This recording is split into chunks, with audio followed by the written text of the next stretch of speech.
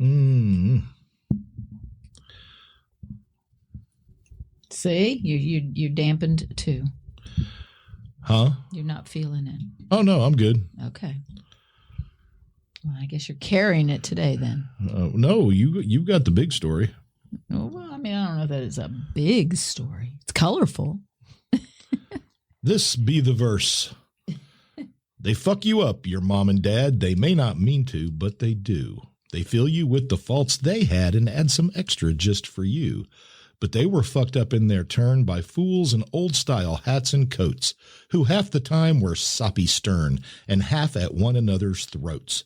Man hands on misery to man, it deepens like a coastal shelf. Get out as early as you can, and don't have any kids yourself. Philip Larkin. Thank you. Thank you for the reality check, Philip. So if you think your parents screwed you up, they did. And I'm going to start the podcast with that one. I think so too. And you want to know what's wrong with us? There it be. There it is. Yeah. You ready? I, sir. I mean, what else can we do? Push the damn button. I guess we push the damn button.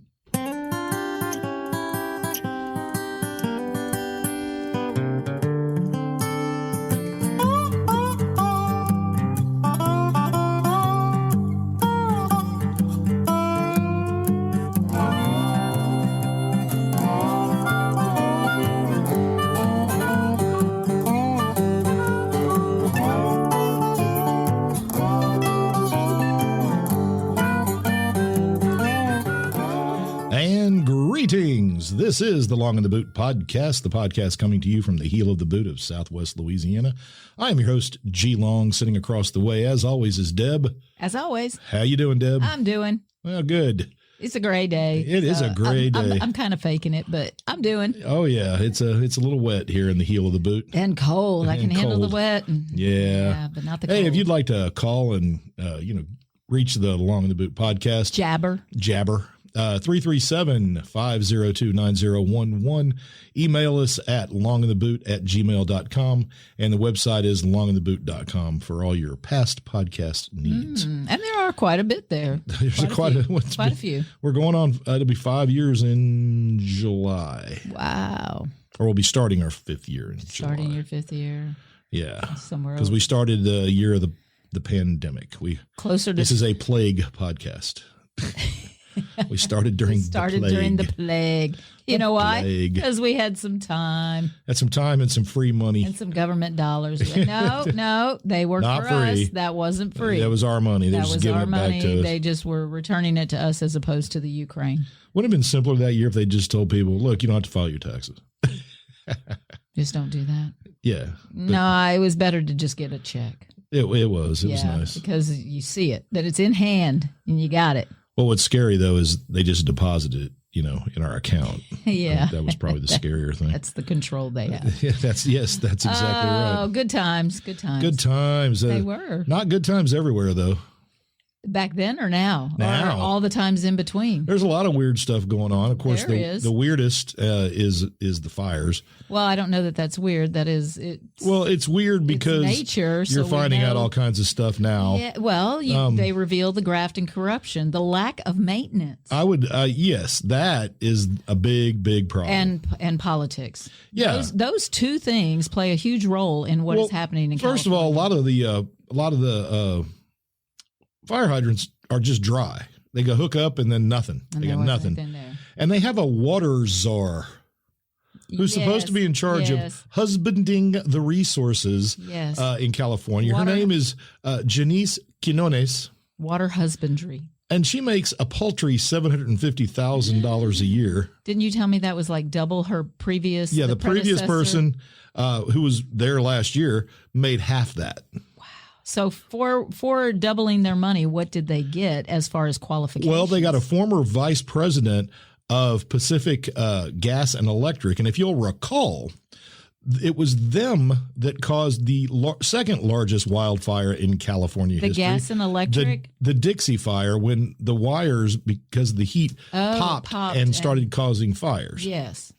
And so she was there, and then she moves over to become water czar. Oh, wait. So she was in charge when that happened? She was at that she company? was an executive vice president. Oh, well, that's executive VP's pretty high up. The Pacific Gas and Electric ended up filing bankruptcy and lost $13.5 billion. Well, as many places are going to file bankruptcy here soon, many insurance companies, I would predict. And it filed for bankruptcy in 2018 and came out in 2020. The weird thing to me, though, is not only that, but it was she's the one that's been in charge of the shutdown and emptying of the reservoir near Pacific Palisades. Well, I thought they were blaming Newsom for that. Nope. They needed to repair something, but they waited until the brush fire season because, of course, that's when we that's need when you to want to do drain that. our reservoir during brush fire season. And sure. Normally, the reservoir, the Santa Ynez Reservoir, holds 117 million gallons, but it was taken offline to repair a tear in its cover. So they chose that time to do maintenance. So they that were doing exposed the maintenance. water and potentially impacted its drinkability. So the shutdown was not publicly reported until last Friday. Oh, okay. So people had no idea. But it was actually going on. And most of the people say it wouldn't have helped them put out the fires completely, but it certainly would have been helpful when they hooked up to fire hydrants that were dry. We're completely dry. And the really weird thing is listening to this. It's a well-connected former LA firefighter who was a senior officer who said that lack of water was already a common problem, exacerbated by the Department of Water failing to fix cut-off fire hydrants. Oh, prior to. Yearly, the fire department goes out and checks every hydrant. For my entire career, we would do this once a year and then send in our report to the hydrant unit with all the problems we encountered. And then maintenance would We go began to out. notice that year after year, the exact same hydrants had the same problems. Oh, they never. They just weren't fixing them. Yeah. One example that comes to mind were the hydrants near Palisades High School. Oh, damn. They were dry most of the times we checked them. DWP knew they had problems and it would take months to fix them. It's a well-known problem. Last year, the yearly fire hydrant checks were given back to DWP, which is the big guys, because the firefighters were too busy putting out brush fires. To deal with checking the hydrants that they didn't fix in the first place. So. And so people are asking to see the record of the fire hydrant checks, and they're not releasing them. Okay, well, there'll be plenty of time to find the blame all around because it sounds like And then the budget cuts, of course, there which were is multiple situations here. Yeah, $50 million budget cuts. Again, just revealing the incompetence, graft, corruption, all of the things that we're upset with politicians for, and that's at the local level, state and local level there, not federal level. So, yeah. And then you've got the former general manager of DWP, who is currently in federal prison for bribery. Oh, damn. So this has been a problem. Just a snowball of hell here in the. And it was coming. It was coming. And then, of course, the final part of the story is they go ahead and point out that they found a man who was actually trying to start a fire. Yes, I saw. You saw that with his his blowtorch. Just gonna throw in a sure, little help why here. not? Well, go ahead. Nature's not doing a good enough job. Maybe he's trying to do a backburn. Oh dear Lord! Well, the same things went on here. How many people did they pick up for actually throwing things out their window on fire during our fires? Yeah. So exactly. even on a small scale here, humankind. What the hell? Yeah, and I've got other weird little stories. It's yeah, I know. I don't want to talk about the fires. Well, I don't want to talk about the fires. I do want to do an update on our dildo story. Oh, yeah. Well, that sounds more interesting. It's not that. It's not necessarily an update to the actual dildo story in Texas, where again, no more than six. Yes, you told us. But I didn't know that there's actually a museum, a maker of a line of vibrators called WeVibe. WeVibe, and that word's going to come up again later in the show. Vibe. Is there a dildo museum in the world? There has to be. There has to be. Okay, you talk. I bet there's a museum in Dildo, which is in Nova Scotia. You do that. I'm gonna do my Google and see if there's a museum. Anyway, the makers of WeVibe is a line of vibrators that are paired with an app for remote controlled use. Well, the makers of WeVibe have reached a $3.75 million class action settlement with users, following allegations that the company was collecting data on how and when the toy was used. Wait, how are they I getting like how data? they call it a toy. I thought it was a marital aid. No, wait, I thought it was a massager. Well, the fun thing is this thing can be controlled from a smartphone. So somebody could be like elsewhere and you could have it, I wouldn't say you could be wearing it, and it allows the user with his phone or her phone I was going to say, wait a minute. to vary rhythms, patterns, and settings. So somebody else can control your Yes, vibrator yes. in utero or wherever you've got it. Be advised, this device is briefly not safe for work. Can you operate heavy machinery? I don't know. So Anyway, well, damn. but the problem Well, wait, is was the company altering the rhythm and such on people, or just no, they gathering were just the- gathering the data. Well, that's for research. I'm come sure. on.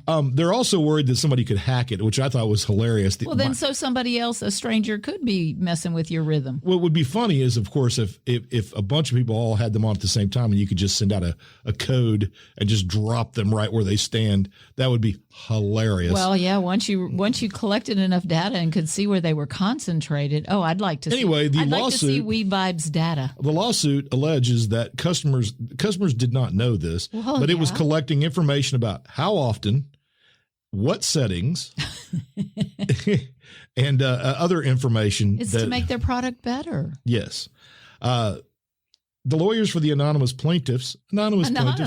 contend that the app incredibly collected users' email addresses, allowing the company to link the user's information to specific customer accounts. So they knew who was Oh my God. Yeah. There really is no privacy. the customer's email addresses, and usage data were then transmitted to the company's Canadian servers.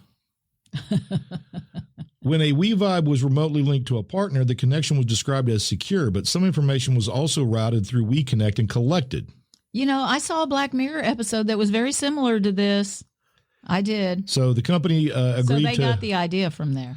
the company agreed to settle. So if you're one of the people out there who spent $199 for this thing, Oh, you know, of those are course. expensive. you can collect up to $10,000. However, Wow, you got to reveal your name. yes, and the company estimates that in fact most people will get around $40.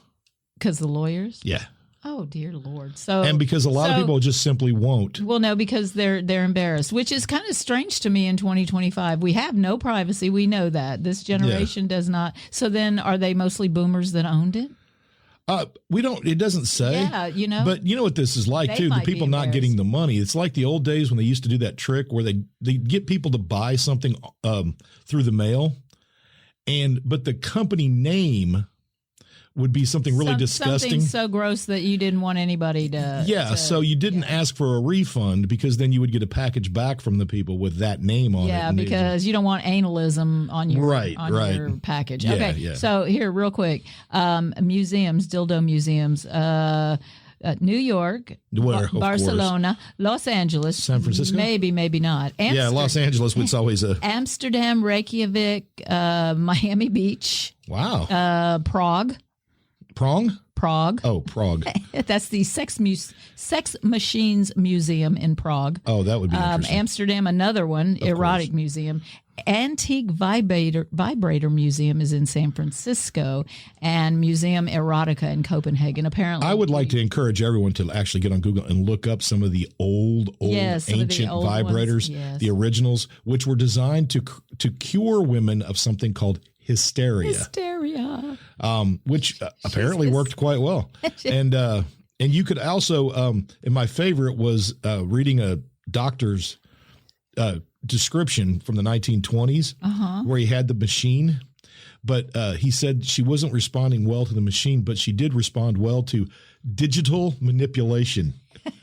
I'm not going to tell you what that is. Well, you did figure he, it out. Did he have a nurse's aid, or did he? I think it was him. He digitally said he did it. He did. Oh, he digitally manipulated. Yes. Okay. Oh, darn. You know what? This just led me to. Okay. How was your trip to the doctor, dear? Oh, it was wonderful. Stimulating. Okay. All right. Enough of all that foolishness. Okay. Oh, I'm sorry. Although there is a vagina museum in London Of course there is. dedicated to just the vagina.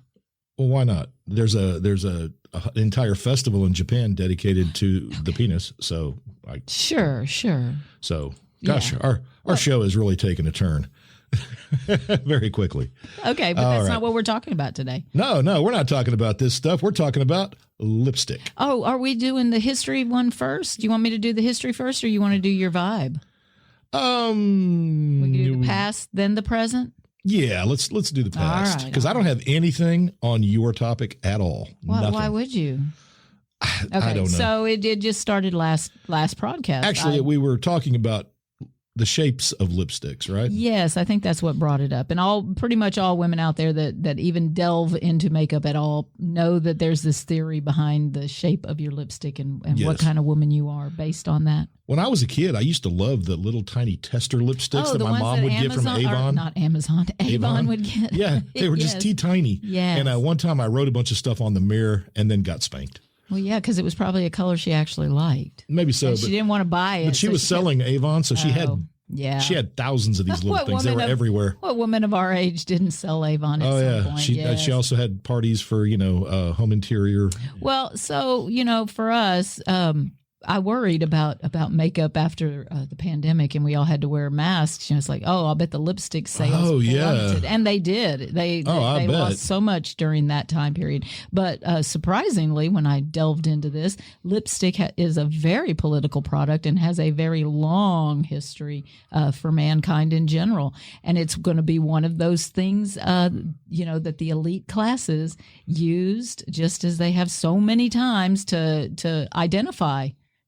People of money and poor people, and Well, we don't want the women. We don't want the poors to look like the rich. And women of ill repute, of course. So lipstick is one. It's not always been a safe product. Really? Why not? Because it's been made with some atrocious things.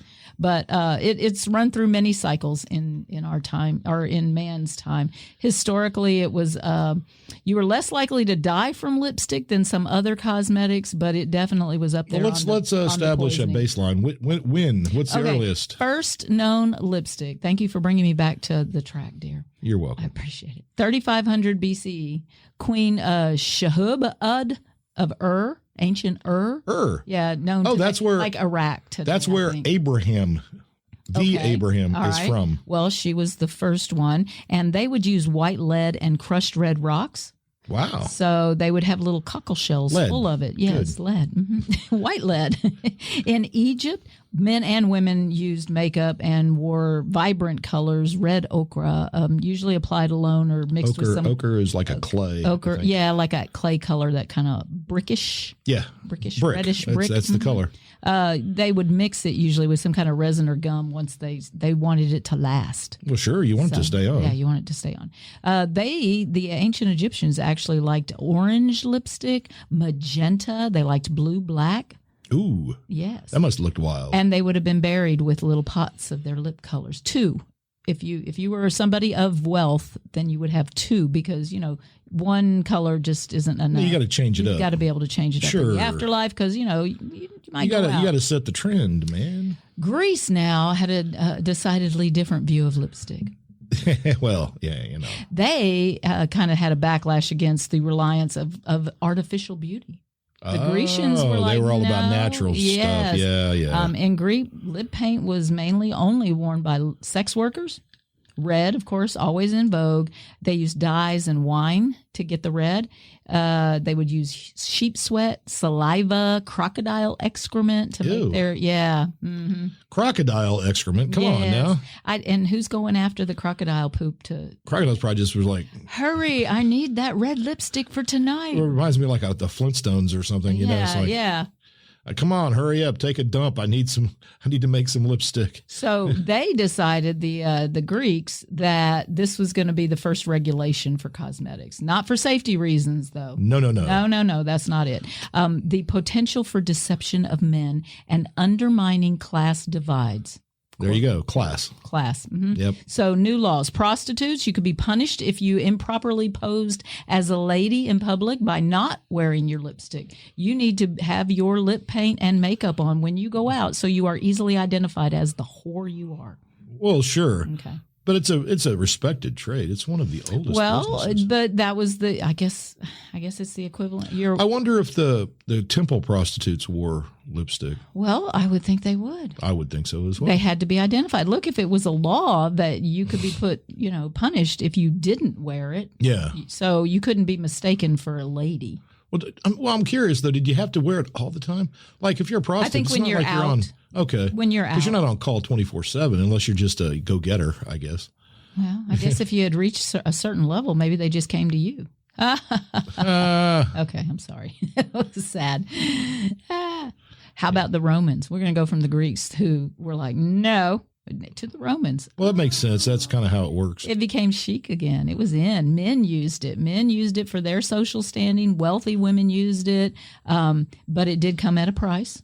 Mm. Yeah. Iron or fuchsias plants infused lip paint with deadly poisons. Cool. Yes. Mm-hmm. And they must have used lead too. The Romans used lead for everything. Oh, yeah, I'm sure they did. Then, but white lead it's going to be around for a long time. Even Elizabeth made face paint with white lead. And mercury, and that's what they were saying. Lipstick might kill you, but you're more likely to die for some of the other concoctions they got together. But you need to. People would do a lot of things for beauty, right? Yes, you needed to be the palest you could be, because if you were tan, you obviously worked outside. Yeah, so you were poor. We just have to have our separating lines. During the early Middle Ages, 500, 1,000. Yeah. Gradual decline from plainer. They wanted a plainer. Well, they were also like hungry. They called it a less washed existence. Well, there was no cosmopolitan situation. No. You didn't have a city like Rome anymore. Yeah, where you could go out and be seen. And Rome, when it comes back around, it's going to be a religious city. Yeah. So. Yeah. So it's not. Yeah, you're just not going to need it. There's no need for you're, looking. You're busy trying to get food. You're just trying to survive. Yeah. You're not worrying about aesthetics, how you look. Now we move forward to the High Middle Ages. Religion took lipstick off the list completely. Women who wore makeup were seen to have entered a pact with the devil in England during that time. And because you're altering your given face, you're challenging God and his workmanship. So there you go, ladies. Don't you dare. That's right. You put on makeup, you are challenging the Lord. The Lord said you should look this way, and you better stay that way. So moving on. 1700s. So now at this point, America's a thing. We're all, it's not a country yet, but and you know what they're else? Over here populating. If you do that and you have an accident and die, God won't recognize you when you get to heaven. Oh, that's true, right? They won't find you. I didn't give book. her those red lips. That's right. She didn't get those pouty lips from me. Yeah. Okay, so 1700s, England is imposing even harsher restrictions on makeup. Parliament started, passing legislation. This is great. Again, to protect men. I'm sure during the Puritans, they must have banned all of it. I'm sure. Well, that's what I'm saying. By the 1700s, England's overdoing this. So the Puritans over here are just, it's not happening. Not happening. No. Parliament passed legislation, anything that altered a woman's appearance. Anything? Wigs, false teeth, high-heeled shoes. Those were false teeth. Yes, false teeth. Those were grounds for having your marriage annulled or possibly being tried as a witch. Well, I'm gonna push back on that false teeth thing. I've got some theories. All right. Well, we're not going. I don't think it's going to break up a marriage. That's all I'm saying. We already started with the dildos. We're not going back to all that. All right. So that of course again was a law to protect men, but it did do one thing, which was save women's lives because they weren't being poisoned by their red lips. Prohibition of lipstick also meant that the rich women who still wanted to look, special, tried to achieve that look through other means like lip biting. They would sit for long periods of time biting their lips, trying to get that. Taking red ribbons and rubbing them across their lips until some of the red would come off on their lips and stain them. Blood. They would trade recipes for their own underground lip rouge. If you had enough money, you gotta have. You could leave England, go to Paris, and get some of Guerlain's lip pomade made of grapefruit butter and wax. Wait, grapefruit butter? Yes. What is grapefruit butter? No, grapefruit butter. Gotcha. Yes. Okay. Maybe it was a type of bog butter. I don't know. Ooh, bog butter. Bog butter. Yummy. We all know about that. Yeah, we like our bog butter. Well, so then when we get to America and the suffragettes are fighting for their rights, red lipstick became an emblem of their emancipation. Okay, right? So yeah. Safety was still an issue. We still had a common American recipe was crushed insects, beeswax, and olive oil, but it went rancid very quickly, like a couple of hours in. Well, there's that one bug. I can't remember what the name of it is, but it's what they used to make the red shell coating for like M&Ms. For M&Ms, yeah, when they finally got rid of that. And they used to use that 80s, to create. Absolutely. Well, that's probably where they learned of it. And fish scales for shiny. To get that iridescent kind of transparency. Finally, 1938, the U.S. Passed the Food, Drug, and Cosmetic Act. So they started, some In safety standards. 1938, which is a strange time, I thought, for them to be worrying about people being poisoned by, cosmetics. But well, I was trying to think because the Pure Food and Drug Act was passed in like 1911 or something because of that book, The Jungle by Upton Sinclair. Was that 1911? No, that was the book was written in 1905. Oh, okay, that far. All right, I didn't even think that. But the Pure Food and Drug Act was passed under Teddy Roosevelt. Oh, okay. Well, this was 38. The Food, Drug. Oh, and if you have an EOC coming up, kids, that Teddy Roosevelt. Remember that. Progressive go. period. Progressive period. And don't be listening to our podcast anyway. You shouldn't be. No, it's not for you. You rapscallions. It's not for you. You're not of the age. That's right. Yeah. Just saying it now. Stop it. Stop trying to gain information of the past, present, and future. However, in 2 weeks, I will be giving all of the answers for the EOC test on the podcast. So.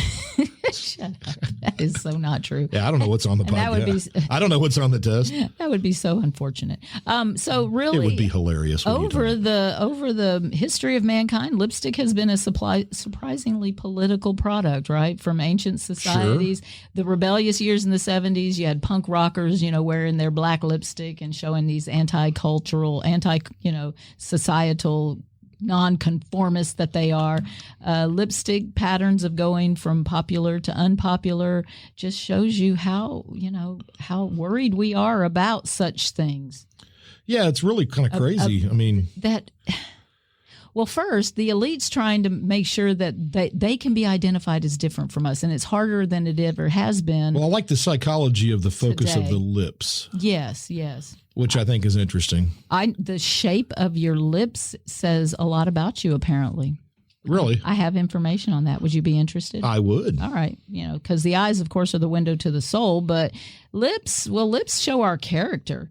There is face reading science that the Chinese have I don't know if you're perfected. aware of this, Deb, but there are a lot of women now who get injections just to make their lips puffier. Well, I wondered when I read this article about the Chinese face readers and how that played or factored in, because you can't ignore the heights of construction that we can do now on the human body, and especially the lips and the lips too. Yes, and it's become more accessible. If you wanted to say that getting lip injections used to be for just the elite, now not anymore. No, not at all.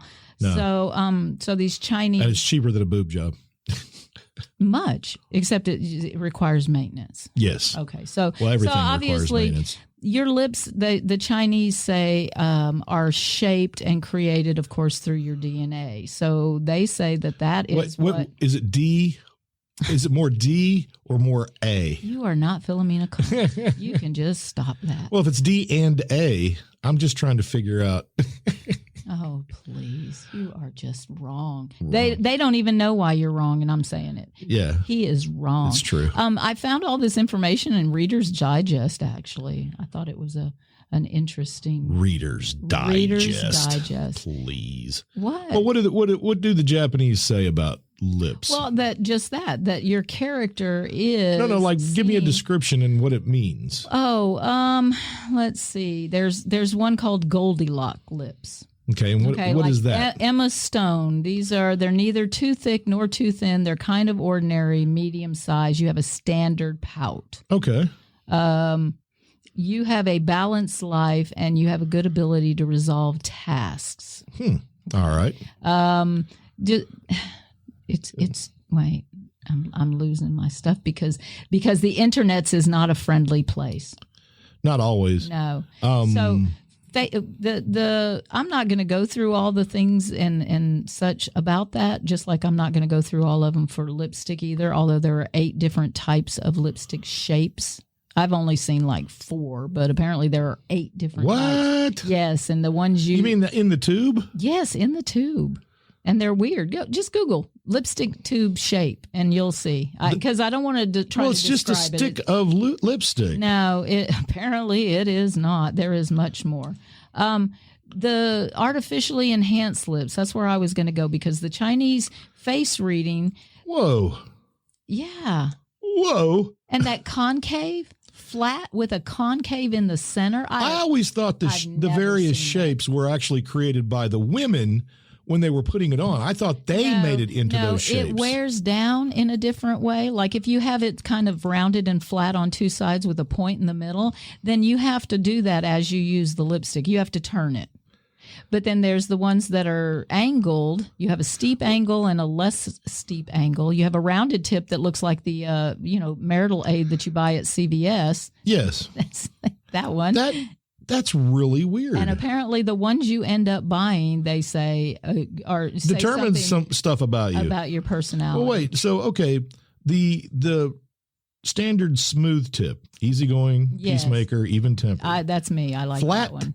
Tip. Flat. To the point. High morals. Yeah. High morals? You're not wearing red then. And that leads you to the color. The color women choose. Sharp angles on both sides. Oh, here's what you want. Spiritual, curious, seeks attention. All right, so mysterious. Guys, men out there, if you're not, you need to get your woman's lipsticks and look at them.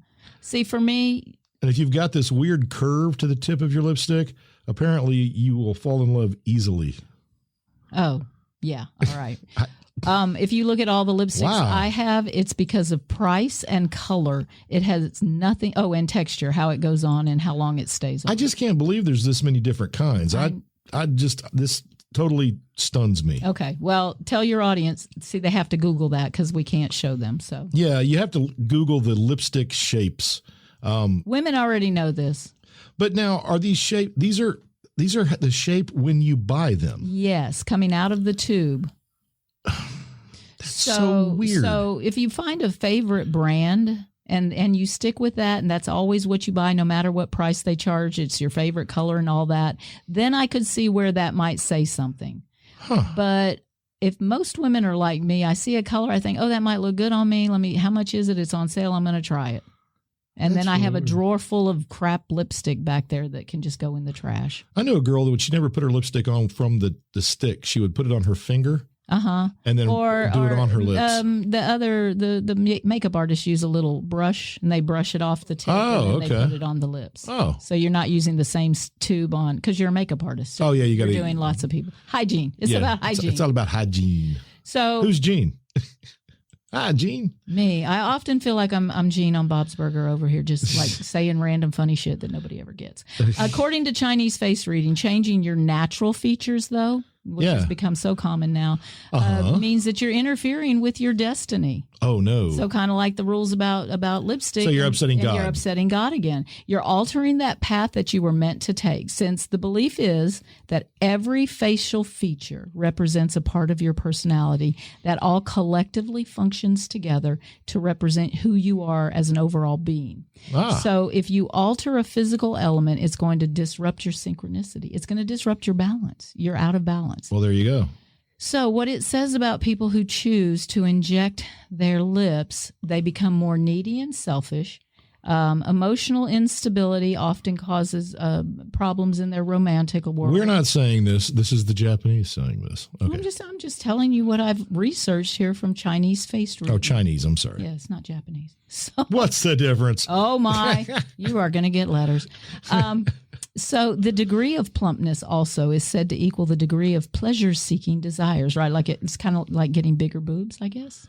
Like if you get an unnatural size. Well, first of all, let's not criticize bigger boobs. I'm lipstick, lips. That's one. You leave the large-breasted women alone. I'm just saying. I am a large-breasted woman. And thank goodness for it. For the size of my frame, they fit. Right. Because I'm not messing with nature. Yeah. Okay. Because you don't want to be, I don't want to spend my money on that. It's not important to me, so I'm not spending money on it. Right. That's really what it comes down to. Well, all of these things cost money. You wouldn't have spent money on it anyway, ever, even if you had the money. Even if I had played with the idea. Well, ultimately, it's like, $5,000, I can go to Europe. I can go to Disney. It's like now you read about people who got implants to get really big boobs, and now they have take to them take out. Yeah. Which, for health reasons often. Which is, stop it. Well, if it's a health reason, it's certainly understandable. Well, all right. So let's finish that up because so they even say, okay, so you're going to have a lot of drama in your life and in your relationships because you're always, I would say this is that you're always seeking some kind of perfection.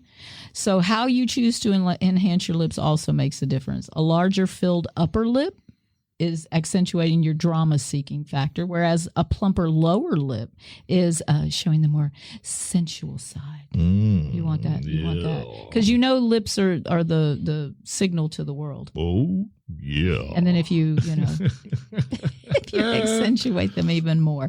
I like that throughout history. Well, you know what Dr. John said? Accentuate the positive. That's what he said. Okay. I'm just saying. Even rich men tinting up their lips to show that they were rich and wearing high heels. Well, the French. I love that. We're going to make laws, but it's the beauty mark. The beauty mark was a French invention for men. Yes, for men. For King Louis in particular. So, but he had a well-turned ankle. He did. I have read that before. And he liked high heels. He liked frilly clothes. Yes. He was well, because you're wearing high heels because you don't have to walk through the muck. That's true. Well, Nobody wants to walk through the muck. That's showing you that's the elite class. Historically, land ownership, exclusive education, social customs and etiquettes that the poor can't, political influence. The next time you're putting on lipstick there, ladies and gentlemen. How much you're saying. Yeah. How much you're saying to the world with your choices. And for guys out there right now going, I don't wear lipstick. Look, if you're using chapstick, you're wearing lipstick. It just doesn't have any color. You get over that. Chapstick can be addictive. Well, yeah, but you really shouldn't eat it. I don't mean for eating. I mean it's actually addictive. Some chapsticks have some chemical. I've read that. I saw that somewhere. What, heroin? You'll have to Google it. I don't know. I want some cocaine chapstick. When I look at all the ways cocaine. Go ahead. When I look at all the ways that the elite have used to control the classes in the past, the only one that's really gone now is the sumptuary laws. Yeah, but dressing a certain way. Yeah, because all of this other stuff, political influence. Well, no, but people know. Residential segregation. If you're wearing I guess because of social media. Yeah, but I can get that at Goodwill. If you're lucky. If you're lucky, but if you stalk the right Goodwills and the right Salvation Army, and today people can't just accost you and demand to know what you do for a living or how much money you have, where they could in the past. People brag about it. Yeah, they do. Well, but that's the point. Sumptuary laws are gone. And the classes now, they've resorted to a very simple method to keep the poors in line. The law. Well, that's it. No, that's always been a part of the legal it. system. That was my point. Cultural gatekeeping, right? Financial laws. Residential segregation, just land ownership. In fact, the elites, what they do is they break all of the laws that we have to obey. Mm-hmm. That's how that works. All right. Elon Musk. Go back to South Africa, man. There's my history. I enjoyed that. That was quite interesting. Okay. The lipstick thing is quite amazing, and one of those things extents people go to look a certain way, which is interesting because of the next story. Oh, that's right. The vibe. The vibe. Mm-hmm.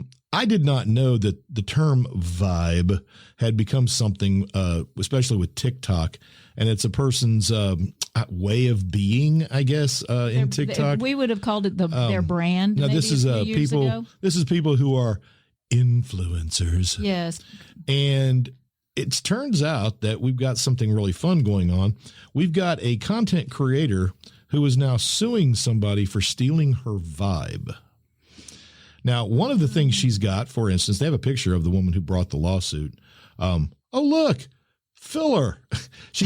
Her lips are done. Obviously, she has the look. She clearly has Botox in her forehead because her face looks bored. She just looks bored. Oh, like she can't. Yeah. And her vibe consists of, let's see, white curtains behind her, a beige jacket. Oh, and, it's the and a white the t-shirt. room itself, the aesthetics of all the room. Well, I'm just looking at this one picture. Isn't that what an influencer content creator is doing, though? They're trying to sell that look. They're trying to sell the style. I suppose. It's their brand. Here you go. Who owns a vibe? That question is at the heart of a lawsuit where one online influencer is suing another for copyright infringement. 24-year-old Sydney Gifford claims that Alyssa Shield, a 21-year-old fellow influencer, knowingly replicated her aesthetic and her posts on social media. Amna Nawaz spoke to Sandra E. Garcia of the New York Times, who has been covering this story extensively. So the idea that you can sue someone over an aesthetic, how does that work? Like, what is the case that's being made in federal court right now?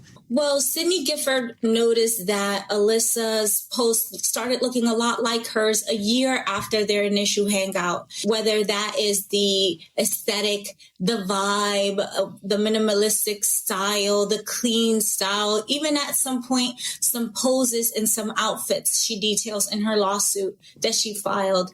The lawsuit basically says that she got her vibe, her whole look from Sydney Gifford. And Sydney is saying that she has infringed on her profit, right? Because they use their social media accounts to promote their Amazon marketplace, where they can influence people to buy things off of Amazon, and Amazon pays them a commission to do so.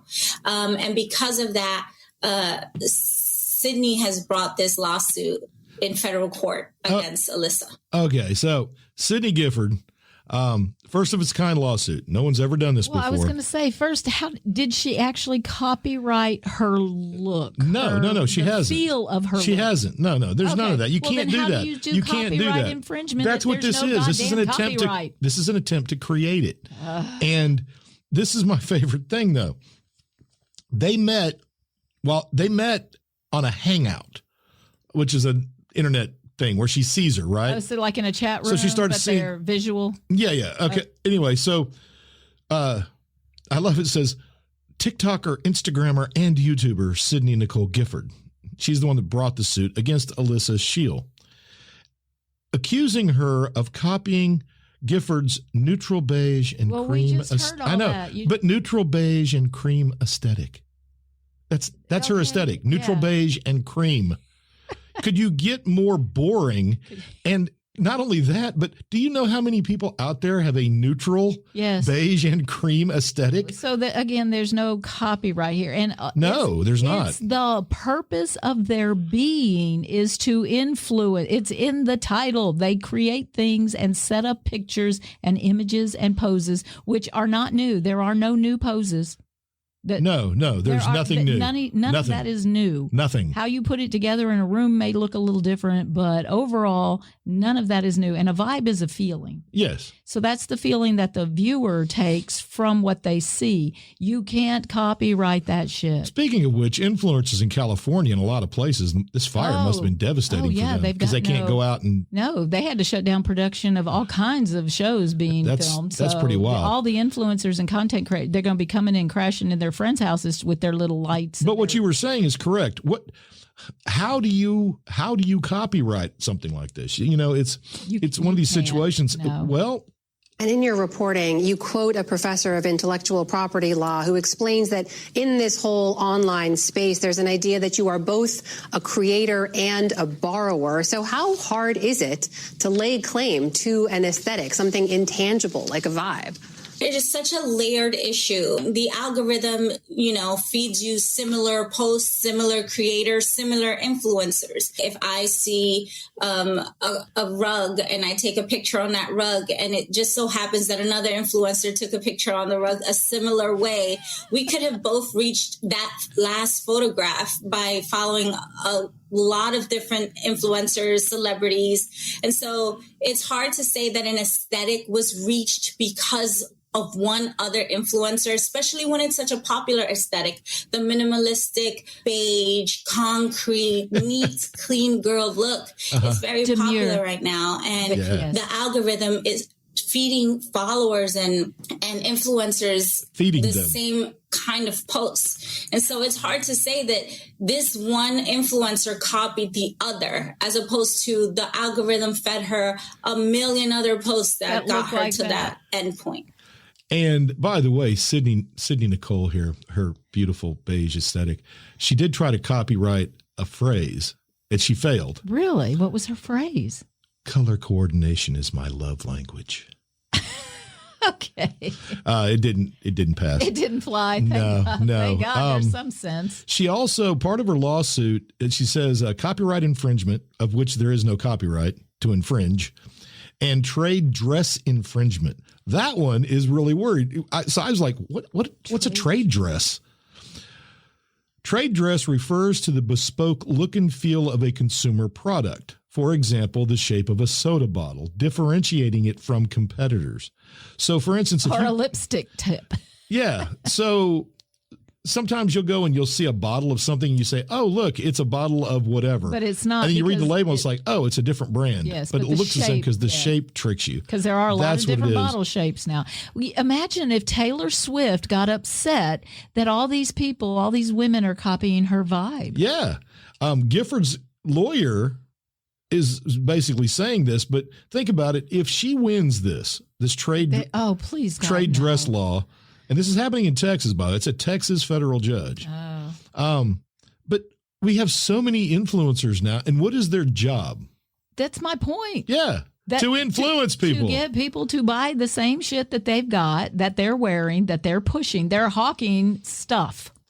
Apparently, another star of Sydney's YouTube show is her closet, by the way. Oh. Yeah, she's got a lot. Does she have a closet to be envied? Apparently, yes. Clearly, because somebody's borrowing it. Sheil has filed a motion to dismiss all of the claims. I hope so. This saying is stupid. this is just dumb. It is Well, I have dumb. a conclusion here. All right, please. And as you've noted in your reporting, there is an entire economy built around this kind of content creation. So when it comes to this legal case, what's at stake here? What's the potential impact of how this case goes? It is an unprecedented case, and it could really change the content creator world and the economy, because influencers can now be beholden to copyright law, and they would have to be careful how they arrange things. If one person owns an aesthetic, then another person can say they own another aesthetic, and suddenly we're not building on these different vibes and social media looks. We are sort of stifling the content creator world if this case moves forward and it's ruled in favor of Ms. Gifford. Yeah, it's so the lawyer here, the defendant has completely ripped off my client. He added, some of these photos are literally photos of the same products that my client uses. Yeah, and the companies rely on the fact that people are using the same products. Right. Please So buy a our photo stuff. of a photo of a her product using the product that is, yeah. okay. Yeah. Oh, please, God, no. This can't go in her favor because that it ruins everything. I don't really think one of the things that she was suing for too is how this woman puts her hands on her table. Oh my God. Like she folds her fingers a certain way. Think of the slippery slope that this would create in all industries. This is my point. Like Taylor Swift literally sells her style, her vibe. That's what all the girls dress up like Taylor Swift. Well, I They took get it to her hair done. like I saw What a video about- earlier of a motorcycle guy running into the back of a truck. So then if another guy does that, can the first guy sue that guy If for it's- stealing his well, vibe? if it's the exact same way and Yeah. he's riding the same kind of bike. What about porn stars? Ooh, nice. Can they copyright their method of cunnilingus? Ooh, big word. Can Hang on, let me look that up. I don't know what that means. they copyright their rhythm? His People rhythm? out there went, oh.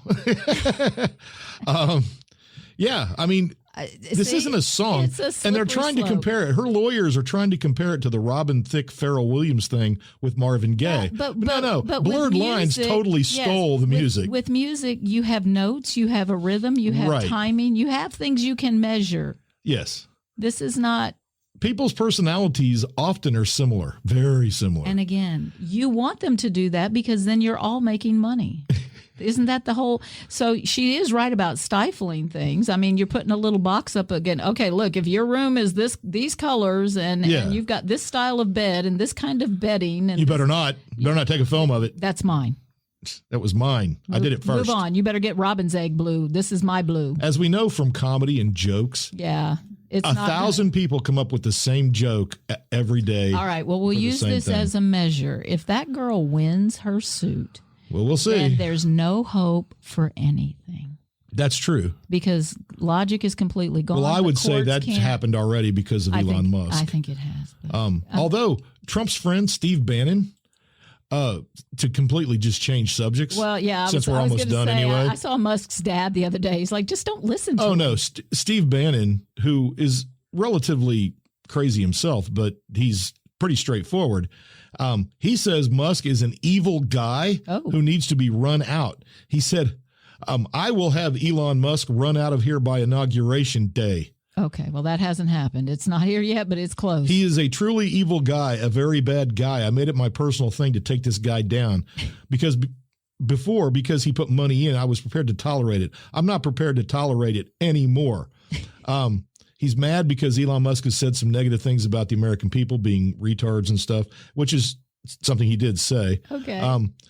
But then he pointed out Peter Thiel, that's YouTube, David Sachs, Elon Musk are all white South Africans. Oh, yeah. He should go back to South Africa. Why do we have South Africans, the most racist people on earth, white South Africans? We have them making comments now on what goes on in the United States. It feels like our government now would like to colonize a few places.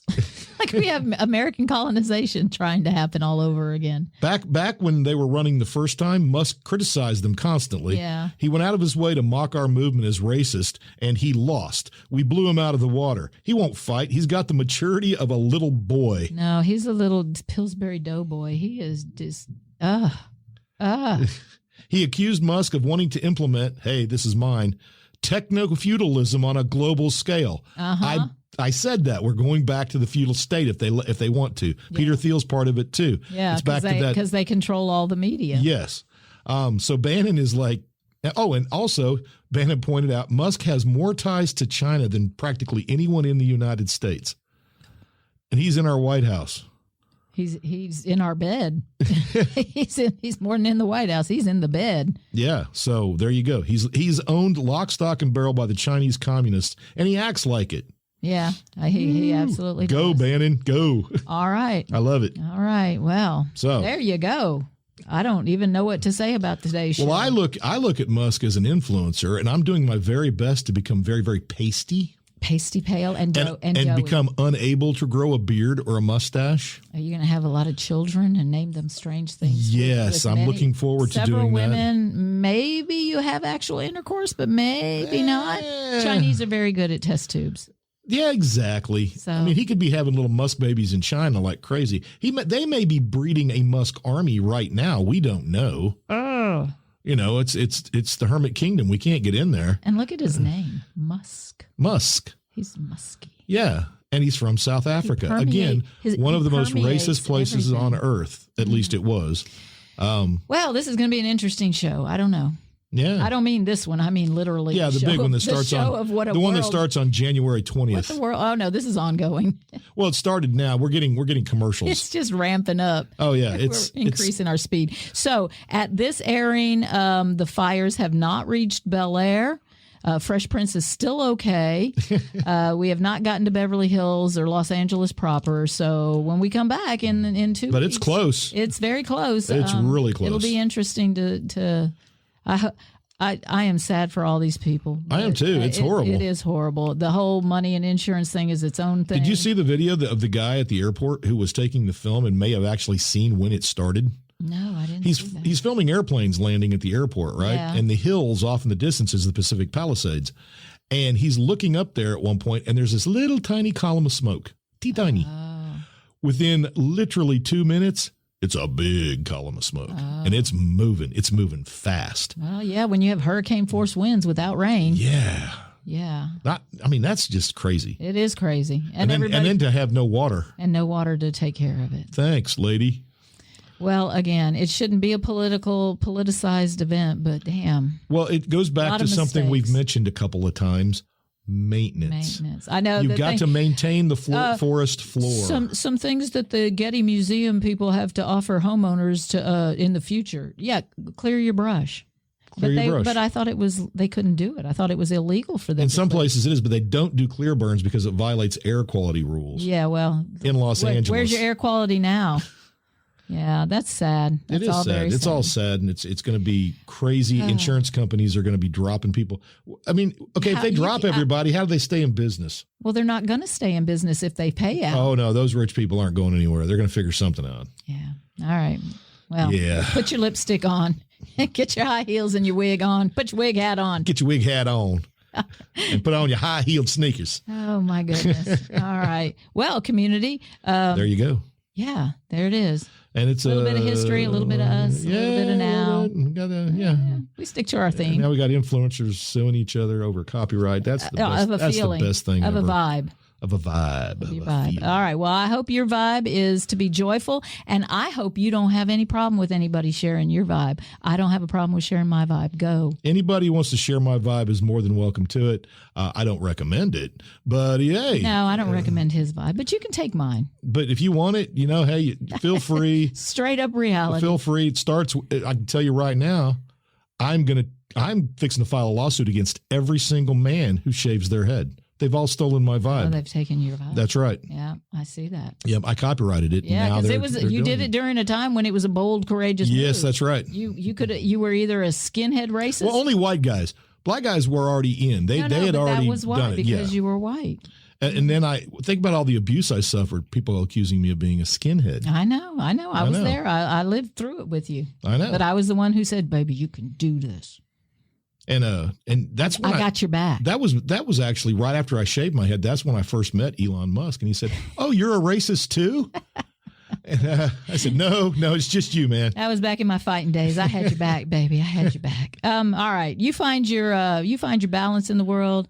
Maintain what you have. Maintenance. And don't take on more than you can chew. We got our heater fixed. Oh, and we got man. a tree taken out. Yeah. Which it's been an expensive 6 weeks. It has, but we took care of it. All right. I guess we should let these thank you, Sasquatch. Oh, yeah. Sasquatch building. Yeah. He built us a porch and a cover. Built a nice porch. Thank you to David Ulick. David Ulick Tree Service for cutting down our tree and not damaging a darn thing and leaving it so clean. Oh, it was amazing. There's not a limb. There wasn't a limb or a leaf left on the ground. And then thank you to Coles AC, yes, who came out and fixed our heater. And now we're not running a propane heater in the house. Because that would be a terrible story. All right. Yeah, right. Community, see you in 2. That's what it was. I was afraid we were going to steal California's vibe and have a fire. So there you go. All right. Your joy is portable, people. Take it with you. It is. Take it with you. And we'll see you in 2 weeks. Bye. 14 days. That's it. That's it. That's all. Okay. Well, I guess we got to go.